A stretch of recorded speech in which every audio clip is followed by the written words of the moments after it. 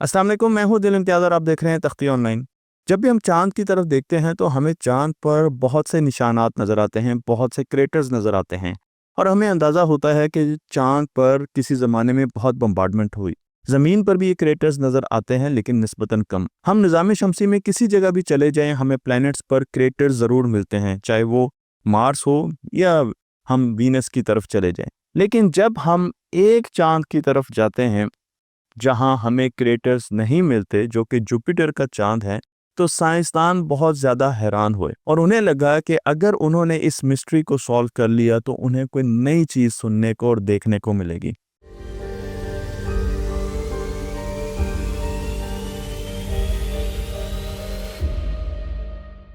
मैं आपको लेकर चलता हूं जुपिटर, जो कि एक बहुत बड़ा प्लेनेट है हमारे सोलर सिस्टम का।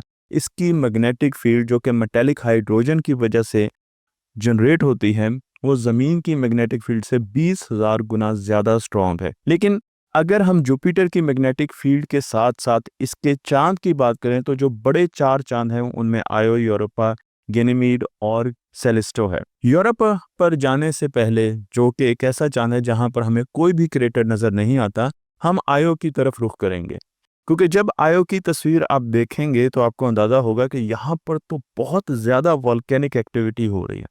यहाँ पर तो आतिशफिशा ही आतिशफिशा है और जब एक आतिशफिशा फटता है तो सल्फर डाइऑक्साइड एटमॉस्फेयर में चला जाता है। ये सल्फर डाइऑक्साइड आयोनाइज होता है और उसके बाद साथ वाले बड़े प्लैनेट यानी जुपिटर की मैग्नेटिक फील्ड में ट्रैप हो जाता है, जिसकी वजह से ये जुपिटर के गिर्द एक्सेलरेट करना शुरू कर देता है। मैं आपको यहाँ पर तस्वीर भी दिखा रहा हूँ तो आप देख सकते हैं कि इन आयोनाइज पार्टिकल्स की मूवमेंट की वजह से एक रेडिएशन बेल्ट जनरेट हो जाती है, एक रेडिएशन बेल्ट बन जाती है जुपिटर के गिर्द। रोटेशन इसकी 300 किलोमीटर पर सेकंड होती है और इसी रेडिएशन बेल्ट की वजह से जब भी कोई इलेक्ट्रॉनिक्स इसके करीब जाती है तो ये उसे तबाह कर देती है। हमें पहली मरतबा इसका अंदाज़ा 1970 में हुआ, जब वॉयेजर 1970 की दिहाई में हुआ, जब वॉयेजर इसके पास से गुजरा और कुछ देर के लिए वॉयेजर की कम्युनिकेशन पूरे तरीके से मुतासर हुई। हमें अंदाज़ा हो गया कि वॉयेजर के डेटा का करप्ट होना किसी न किसी बात की तरफ हमें सिग्नल दे रहा है और कोई मिस्ट्री है, कोई राज है जिसे हमें ढूंढना है, और फिर हमने उसे ढूंढ लिया। अब अगर हम सैटेलाइट जुपिटर की तरफ भेजेंगे तो उसकी शील्डिंग बहुत ज़्यादा की जाएगी, लेकिन बहुत ज़्यादा शील्डिंग करने की वजह से, ताकि वो इन रेडिएशन से बच सके, फिर भी हम 3 महीने से ज़्यादा इस सैटेलाइट को चला नहीं सकेंगे। तो अब हमारे लिए एक बहुत बड़ा मसला है कि अगर हमने जुपिटर और उसके चांद को स्टडी करना है तो फिर किस तरीके से हम एक ऐसी सैटेलाइट, एक ऐसा स्पेस मिशन डिज़ाइन करें जो कि ज़्यादा अरसे तक रह सकें। मैं आपको लेकर चलता हूँ यूरोपा क्लिपर के मिशन की तरफ।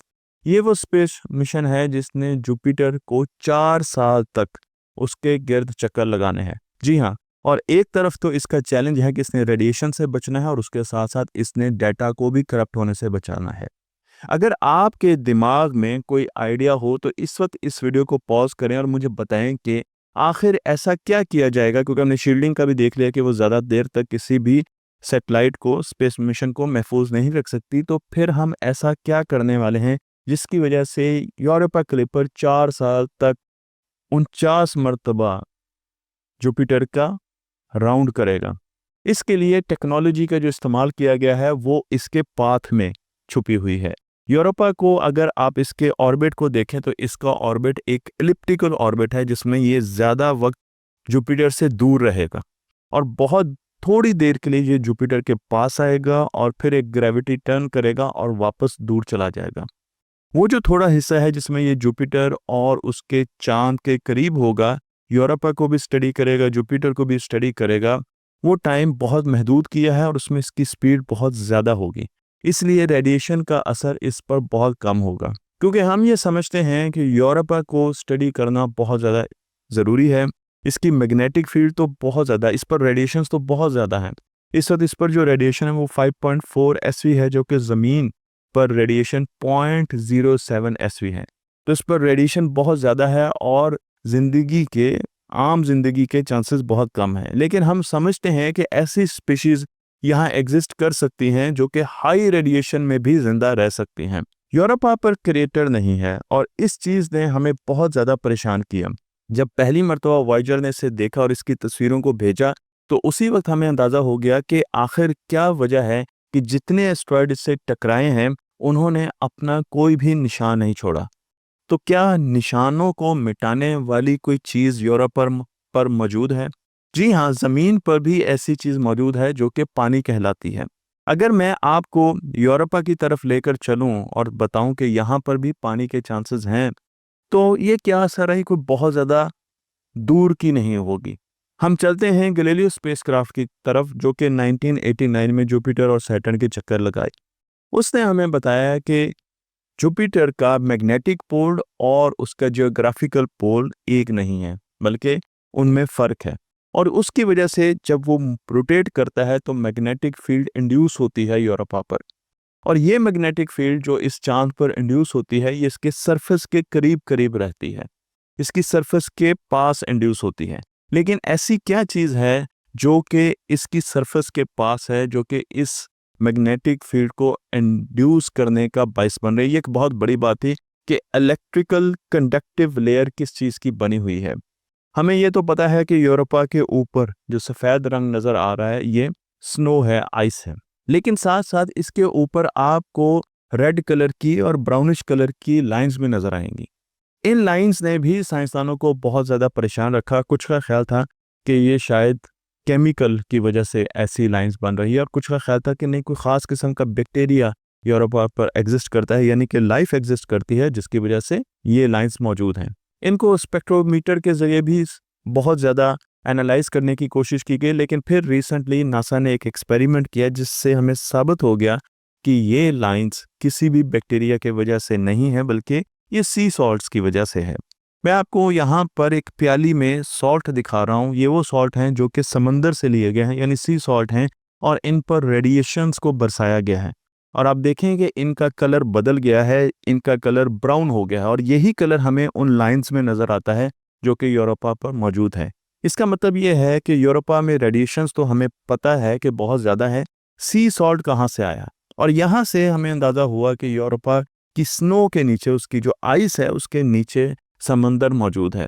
ये समंदर अब हमें रडार टेक्नोलॉजी बता रही है कि तकरीबन 100 किलोमीटर डेप्थ में है, और इसी समंदर से जो सॉल्ट ऊपर आता है वो रेडिएशन की वजह से ब्राउन होना शुरू हो जाता है। मैं आपको यहाँ पर इस समंदर की तस्वीर भी दिखा रहा हूँ जहाँ पर पानी मौजूद है, और पानी की मौजूदगी की वजह से हमें यूँ लगता है कि शायद यहाँ पर ज़िंदगी भी मौजूद हो। यही वो पानी है जिसकी वजह से जब भी कोई एस्ट्रॉयड आके यूरोपा पर लगता है तो कुछ अरसे बाद उसका निशान मौजूद नहीं रहता है। और इसी राज की वजह से आज हम समझते हैं कि यूरोपा पर पानी भी मौजूद है, वहाँ पर वो एलिमेंट्स भी मौजूद हैं जो कि ज़िंदगी बनाते हैं। तो हमें इस चीज़ का कभी इम्कान लगता है कि यूरोपा की जमी हुई बर्फ़ के नीचे जो पानी मौजूद है, उसमें ज़िंदगी मौजूद हो सकती है, क्योंकि वहाँ पर जितने भी अलामात हैं, जितने भी अनासर हैं ज़िंदगी के लिए, वो तकरीबन मौजूद हैं। और यही वो छोटा-सा रास्ता है जिसको सॉल्व करने के लिए जब साइंसदान निकले, तो आज हमें लगता है कि हम यूरोपा पर पहुँच सकते हैं और वहाँ पर ज़िंदगी को भी दरियाफ़्त कर सकते हैं। लेकिन इसमें अभी भी 6 साल का वक़्फ़ा मौजूद है, जब यूरोपा क्लिपर मिशन वहाँ पर जाएगा और वो पहली मर्तबा ज़िंदगी का खोज लगाएगा। मुझे उम्मीद है ये वीडियो आपको पसंद आई होगी। तख्ते ऑनलाइन को लाइक कीजिए, शेयर कीजिए और इस इल्म को दूसरों तक पहुँचाते रहिए।